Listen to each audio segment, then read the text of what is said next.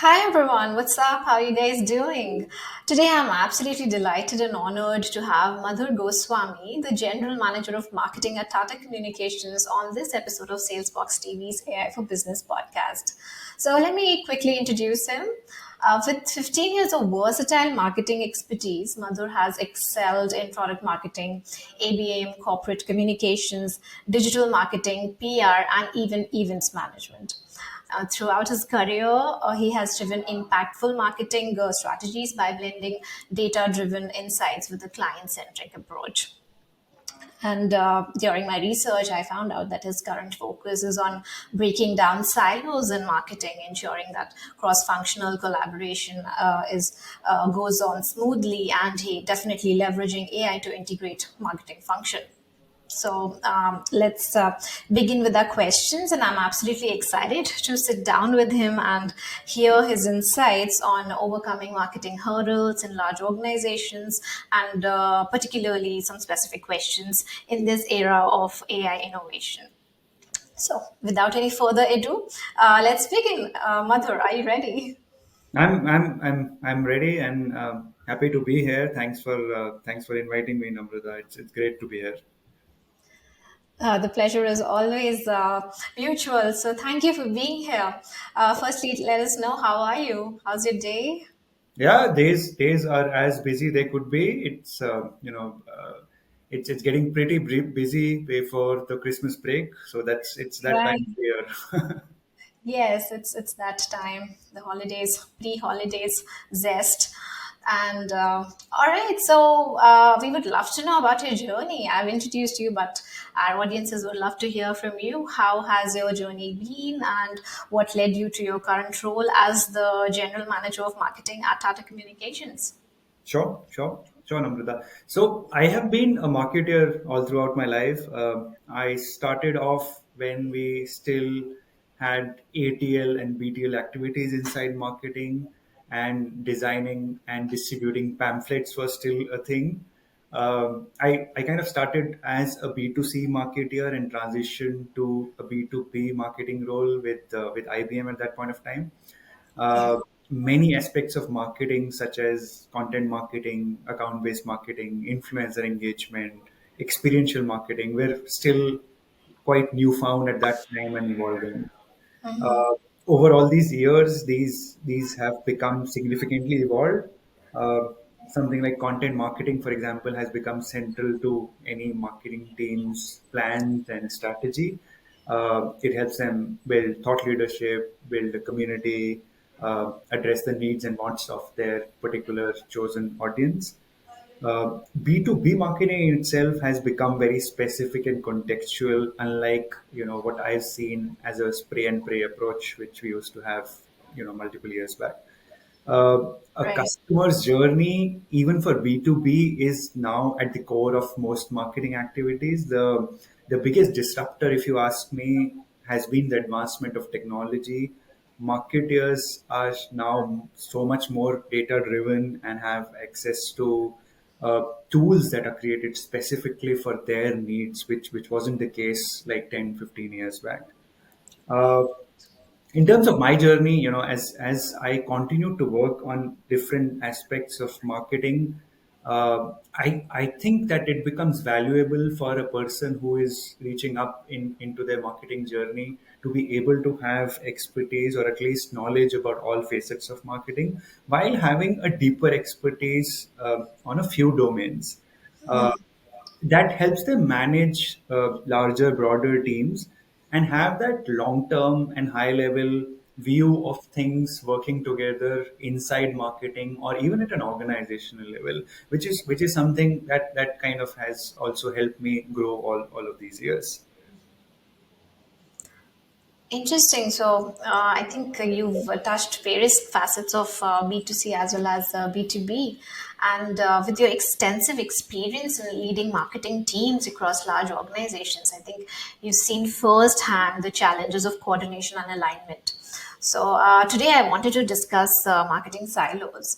So, can you explain how silos from within marketing functions, and the impact they create on overall business performance? For sure, for sure. So we live in a world of over information, instant gratification, and this has led to, amongst many things, it has led to operational silos. We as humans are today more siloed, less societal, less collaborative than we used to be. That kind of translates for marketing as well. Any large organization today has multiple marketing functions, including product marketing, performance marketing, field marketing, ABM, content, design, whatnot. Yeah. Uh, and it has become very imperative for organizations to define clear goals at a marketing level and then derive individual activities that will help drive those goals.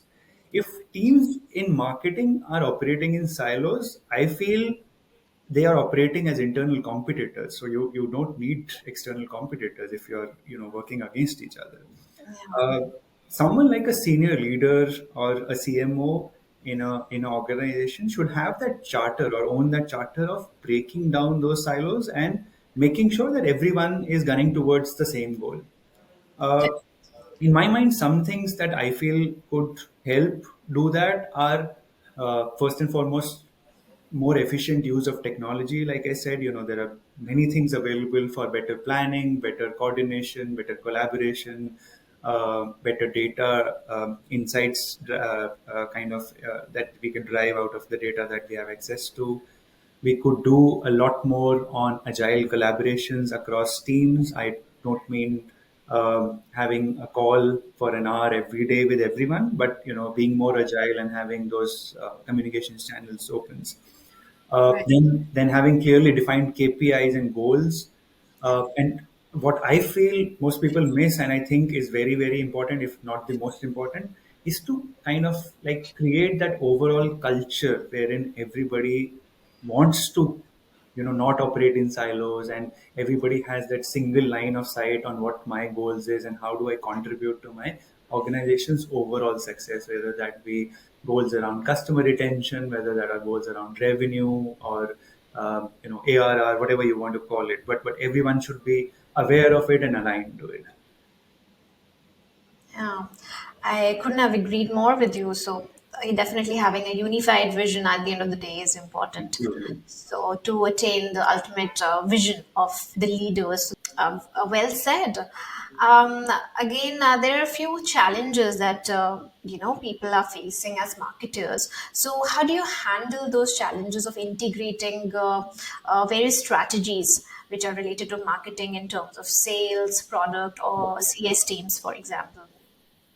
Yeah, I think somebody like a product marketing person or even a marketing person for that matter sits at the cross section of teams like sales, product, customer success, etc.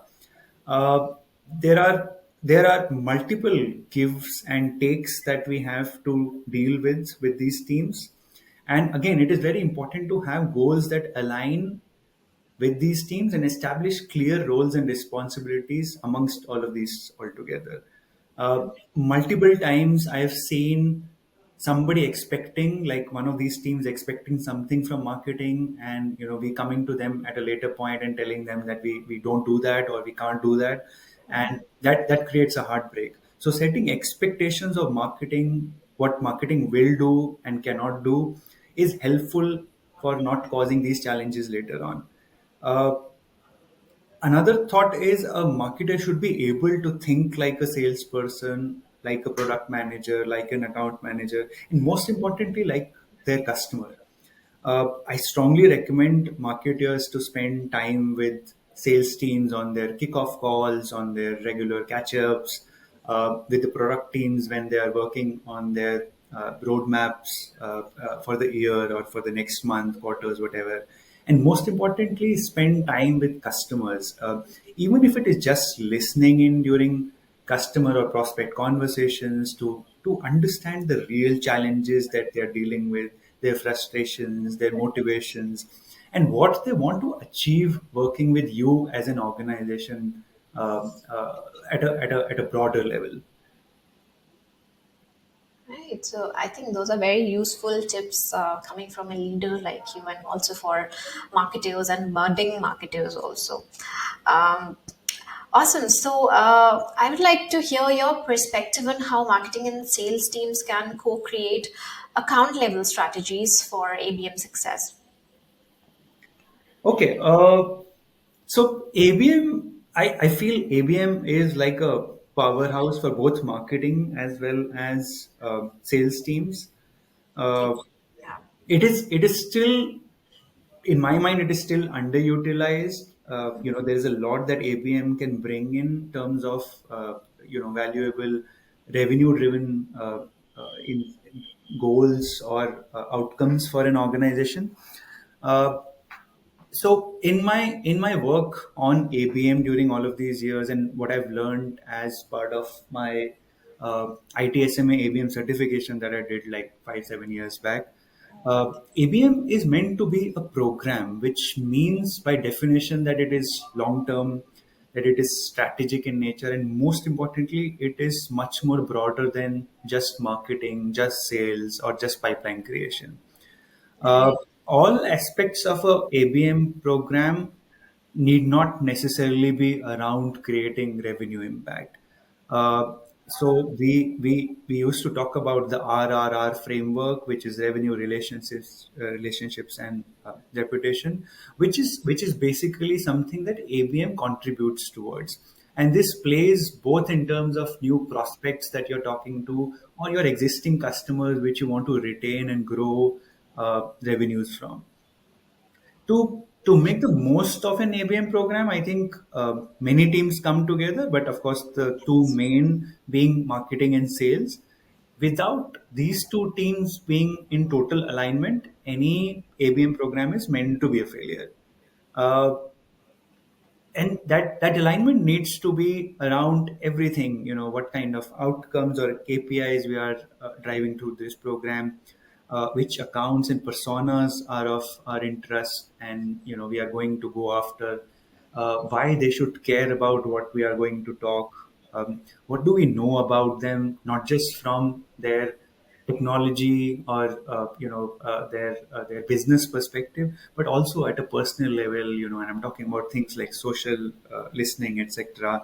What makes them motivated, how do or where do I meet them, which are the events that they go to, what are the things that they want to talk about, etc. And then, what kind of engagements do we do with them? Whether it is whether it will be more beneficial for an organization like me to run a one-to-one ABM campaign, or a one-to-many ABM campaign, or something in between. What parts of the process in that ABM program will be owned by who, uh, in all of these different teams? And most important is to have an open conversation on what is working in that program and what is not, and how to constantly improve. It's a constantly evolving cycle in any ABM program. Right. So I think it's great to hear such deep insights from someone who is really certified and has that kind of marketing expertise. It's you have had that experiential learning, and that is why I can totally make out the amount of expertise you have in terms of ABM and breaking down silos and using new technologies also. To ensure that everyone is ultimately aligned with the objectives, and it's beyond revenue, like you said. There's much more, and we need to move beyond the very shallow objectives. And you talked about reputations. So definitely, there's a lot when it comes to ABM. I think it's a whole universe that we still need Absolutely. to understand. It's underutilized, like you said. So I think your words will open a lot of wisdom for marketers. Hopefully. Right. So you also touched upon technology. So technology has disrupted, and we all know AI, the AI era. Everyone is using Yeah. something or the other in our daily workflows, right? So, in what ways are you using AI-driven tools to optimize your marketing campaigns? And do you think it is generating some significant results in terms of lead generation, for example, or customer retention? Sure. Uh, I can safely say this for like all marketeers, but we are still on the learning curve for AI and all the related tools. In the past few years, as the AI revolution has kind of gone full steam, I've seen and used many AI driven tools for many different applications. Some of them have been wonderful to work with, some of them not so great, over promising and less delivery on the outcomes that we thought we would get. But when thinking about AI in marketing, I feel that there are multiple facets that we could use it in. First and foremost could be around looking at marketing data and creating insights out of it. And when I say marketing data, this could be data around your customers. It could be data about your campaigns that you're running, the journeys that you're driving, the outcomes that you've achieved, and eventually it all boils down to what is your ROI on the marketing investments you're making. And if you have access to that data and insights, you'll keep on getting better at that ROI that we are talking about so much. uh, Another thing could be faster and deeper understanding of customers using AI driven research, including things like social listening, for example. Knowing somebody as a CIO of a company and what their objectives or challenges would be is one thing. And then knowing them as a person and, what makes them motivated, um, what is their family like, and which places that do they go to. And I'm not trying to be creepy here, but that kind of makes you understand as to who is the person that you're talking to or going to talk to. Right. And AI helps you do it much more faster than any Yes. human being can. Then we have many tools now, in the last few years again, that has bombarded us with many new of these tools, which helps us create faster content assets like videos, presentations, brochures, that either used to take a lot of effort from internal marketing teams or spending a lot of dollars with agencies externally, right? Correct. Yeah. uh, at least I'm saying that if with these tools there are many aspects of marketing content assets that we are able to create either ourselves, or Yeah. at least the first draft of something that we want to um, have as a baseline that we can then share with an agency and tell them that this is kind of what we are looking for from you. Then things like Microsoft Copilot, that for example we use it as an enterprise client. And personally for me it's great. I've used it Yes. for meeting summarization, Yeah. on the go content research, refining my emails and better communicating, basic designing, search for the right graphics and images when we are doing some of these content assets, analyzing very complex data and deriving something out of it. All of that becomes very faster and easier now, and it also reduces dependencies on other teams that we used to. Yes. Specifically on the demand gen side of it, there are so many new tools and they keep on coming up every day now that are so powerful, which could help you run a very targeted ABM or even a person-based campaign. Uh, that that these provide opportunities for marketers to speak exactly to the people who they are targeting in their buying group with the kind of content that will make most sense for them. So, same solution, how to talk about that same solution to a finance guy who cares maybe more about the ROI from that solution, to somebody who is a practitioner and wants to know how easy it is to use, to someone like a CIO of who cares more about the business outcomes from that particular solution. So it becomes very specific to the kind of people that you're targeting, and these tools help do it very well.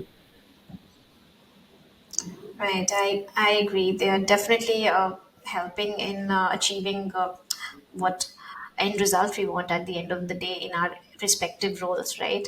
Yep. And we have our own assistants. So, and Yep. it definitely cuts down the fatigue of brainstorming and, writing the first draft, like you said. So, definitely the tools are doing a great job. And I think they are always going hand in hand with the human side of the expertise that is needed as part of the teams that we are where we are working in our individual capacities. So, all right. So, agreed on all those points. Now, I think ultimately every organization these days is, somewhere talking about establishing a narrative, establishing thought leadership. So, what do you think are the challenges there in positioning any organization as a thought leader without it appearing, very over promotional? Yeah, that's actually a tricky one. So when typically many of the people that I talk to, when they think thought leadership, they think creating either white papers or research articles or blogs, etc., about what they know about a certain technology or solution or market. Uh, I think companies like HubSpot, for example, I keep on taking that name again and again. They have done wonderfully well in this space. Right. They don't promote themselves, but you kind of get the gist of the fact that they are experts in what they are talking about. They have educational and informational content about which directly speaks to some of these things that might be ongoing in their audience's mind. Uh, when when thinking about thought leadership pieces, to either create awareness about the brand or position yourself in a specific manner in your audience's mind, I feel again a lot of collaboration is needed. One is with your market research team or with your sales teams, customer success teams. You need to understand your customers very well. What is it that will make sense for them to even qualify as a thought leadership positioning? Uh, what do they care about, and what do they not care about? Then collaborating with some of your partners, it doesn't have to be a very solution driven thought leadership piece. You could talk about larger, broader areas, even working with some of your partners, and getting your customers on board in some of these thought leadership pieces.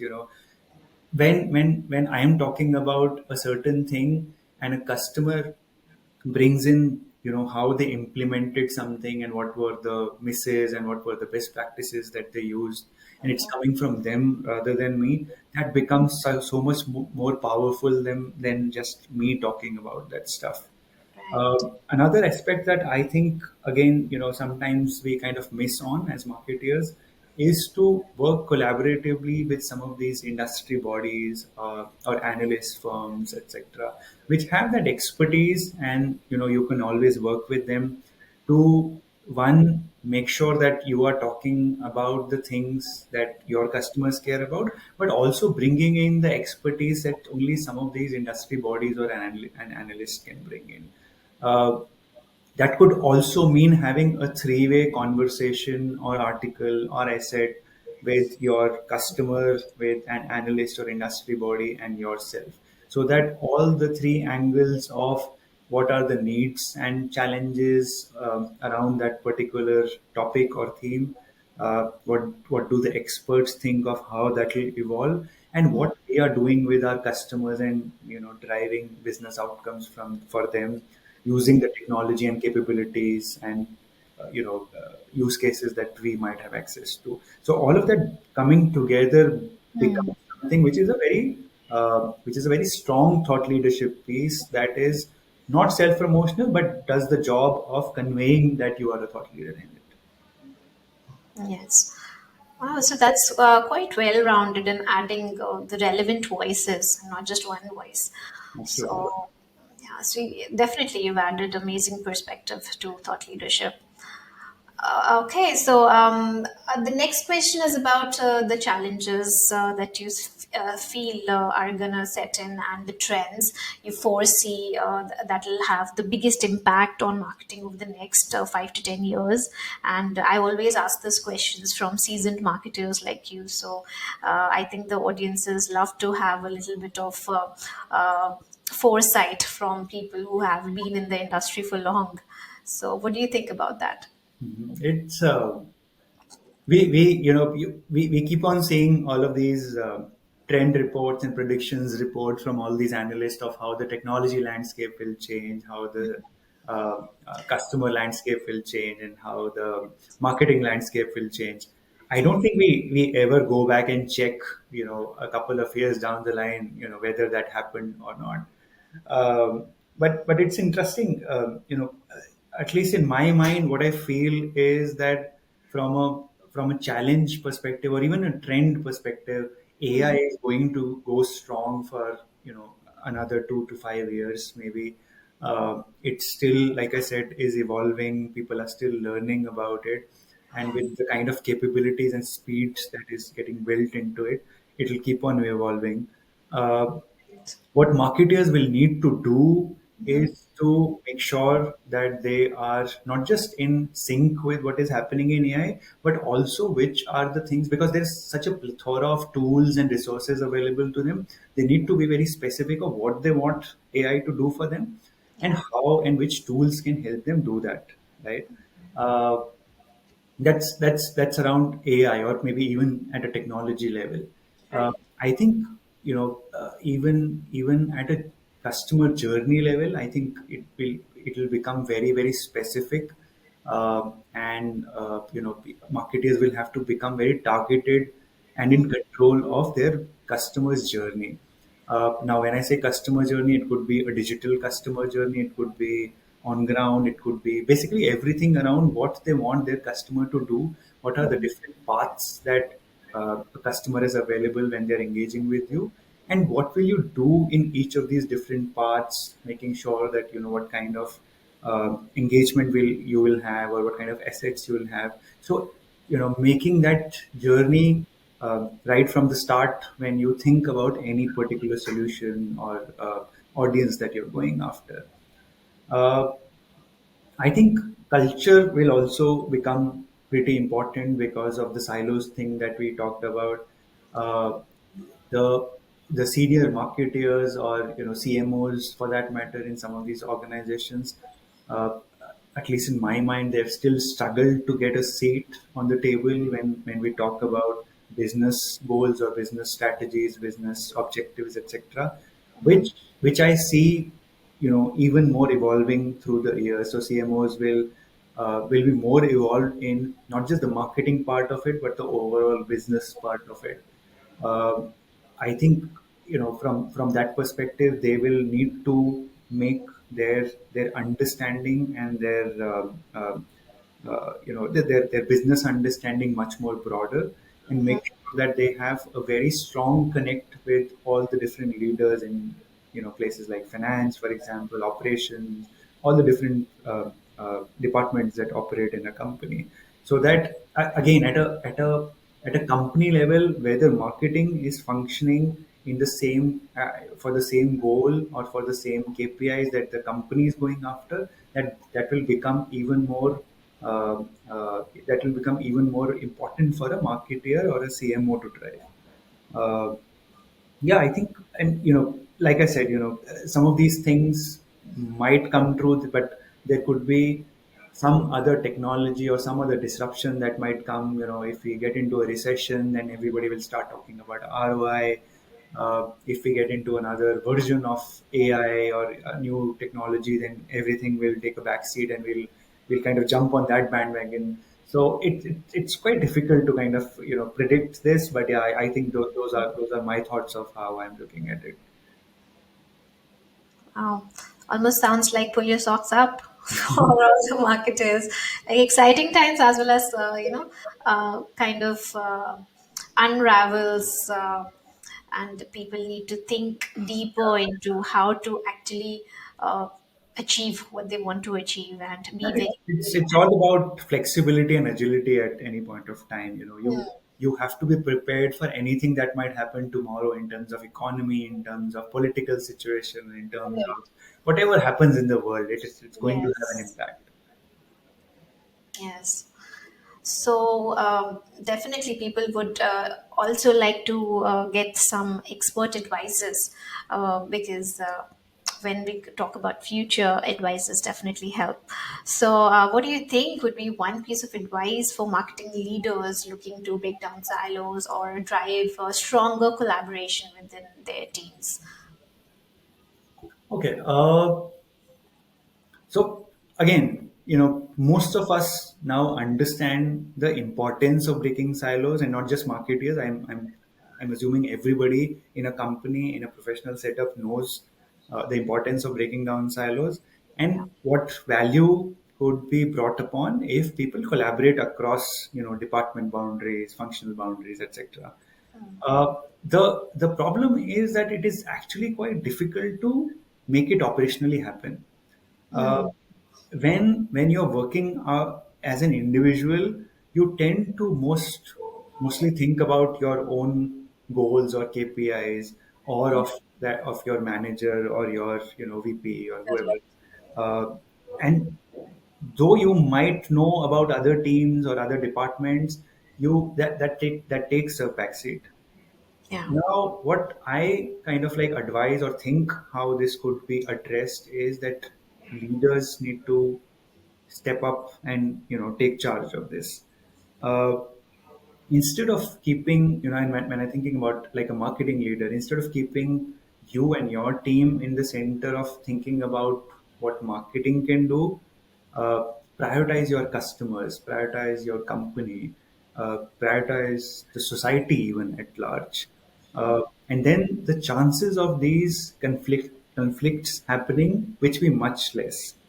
Uh, to me, again, I think that after a certain stage in a marketeer's journey, one of their KPIs that they should be assessed upon should become that they have to understand the job and functions and responsibilities of other departments that they work with, and how they are addressing some of the frictions that exist in the current processes, setup, etc. If they are not able to do that, I don't think they are doing a very good job of sitting at that kind of a level. Hmm. Uh, as we get into globalization and increasingly people working across borders, across departments, people switching roles inside organizations, uh, it's important for everyone to learn and work on projects which are much more broader. So leaders, not only marketing but overall at a cultural level, leaders should ensure that there are cross-functional expertise built in. There are projects that make sure that some of these different teams and departments work together, uh, and it helps them break down silos and educate and inform others of what they did, how they understood some of their other counterparts in other departments, etc., and how they could set up some best practices for others to follow as well. Lovely. So I think the learning curve never ends, and you've spilled out some leadership tips also between your amazing comprehensive advice. So thank you for answering that, Madhur. And now I want you to take a back seat and relax and head on to another section. Yeah, you have to answer some questions rapidly, but those are light ones. So Okay. I call it the digital marketer's playground. So consider it your playground. Just let it reveal your creative side, right? Okay. Okay. So how would you explain the importance of breaking down marketing silos in maybe 30 seconds to a budding marketing leader? I would say, focus on learning, not just learning in your own domain, but learning across departments. Make sure that you and your teams are trying to work across departments and think from others' perspective. I think that's human advice for everyone. Right. Powerful words. All right. So if you had to launch a product in a brand new market tomorrow, what's the one thing you would prioritize? Customers, yeah. Who are the customers? What they want? What is their current challenges? Everything around customers, nothing else. Right. Great. So, if you had to simplify Tata Communications' value proposition into a tagline, what would it be? I think what we have now is pretty powerful. We address complexity in the technology space, so it is uncomplicate, integrate. Yeah. Right. Yeah, absolutely. I agree. We don't need to change that. Okay, so what's the most unexpected marketing tool or trend that you've embraced recently? Would you like to share that? Marketing tool. I think the most recent that we have started using, like I mentioned, is Copilot that we have started to use, and because it is built up into all the different aspects of Office and Outlook and everything. It's very thought through, is what I feel. So yeah, it's powerful. All right. So the last one, if you could see 20 years into the future, what marketing trends do you predict would become obsolete? Um, I would say something like marketing qualified leads. Becoming Those are cliches. important right now. Yeah, I think they'll become obsolete. Nobody will care about MQLs or engagements or impressions that you have gained. Everyone will drive towards a common goal, whether that is the revenue generated or the customers retained or the revenue addition that you got through current customers. Yeah, everyone will do that. Wow, beautifully answered. I must say, you answered all the questions amazingly comprehensive. Those were very comprehensive answers, and there was a lot of thought behind your statements. And I'm really, really thankful, Madhur, for taking out the time that you've shared to share your profound insights and practical advices also. There were a lot of leadership and human advices also in between. Whatever you said as part of this podcast. And I think your perspective on breaking silos and leveraging AI in marketing has truly been enlightening for me, and I'm sure it'll be for our audiences also. And I really appreciate your generosity in sharing your expertise, and I wish you continued success, Mother. Thank you so much. It was lovely to be here, and yeah, happy to share whatever I have, and I call myself a lifelong learner. So happy to learn from whatever I can lay my hands on as well. Great. I had a nice time. Thank you so much for doing this. Have a great day. Thank you, Namrata. You take care. Bye bye.